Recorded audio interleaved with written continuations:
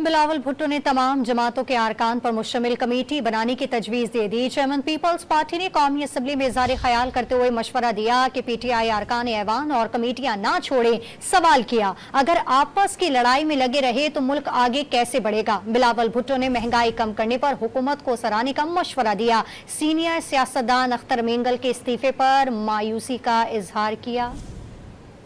हुकूमत का सिर्फ काम ये होगा कि day to day fire fighting, और वो फायर फाइटिंग की बजाय हम उस आग पे मजीद तेल डालेंगे तो आग का भी काम नहीं होगा। और अगर इनका सिर्फ यही जिम्मेदारी है कि गाली देना है, शोर शार करना है, बिलो द बेल्ट हिट करना है, तो जिम्मेदारी इनके पास, हुकूमत का काम सिर्फ ये है कि आज हमें किसको बंद करना है। खान ने हमसे ये किया था, माहौल खराब किया था, तो इसके जवाब में पत्थर का जवाब पत्थर से, ईंट का जवाब ईंट से दें। तो एक दिन के लिए आप लोग खुश होंगे, लेकिन कल मैं और आप उसी जेल में होंगे। इससे कोई फर्क नहीं पड़ता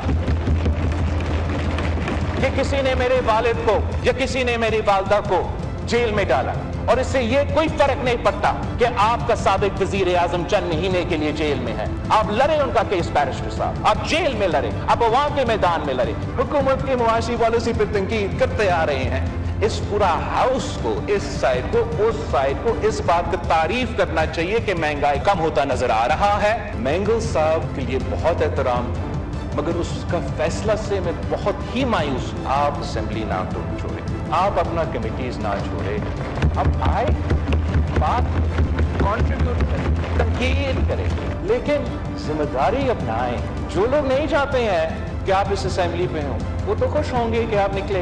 ऐसा कमेटी बनाएं जिसमें तमाम जमातों का नुमाइंदगी हो, और वो जमात भी जो हुकूमत वक्त शायद पसंद नहीं, उनका इनपुट सुने, उनका भी एक मौक़िफ़ होगा, तजवीज़ होगा, जिस पे हम सब समझते हैं कि ये बेहतर तजवीज़ है, हम मानने के लिए तैयार होंगे।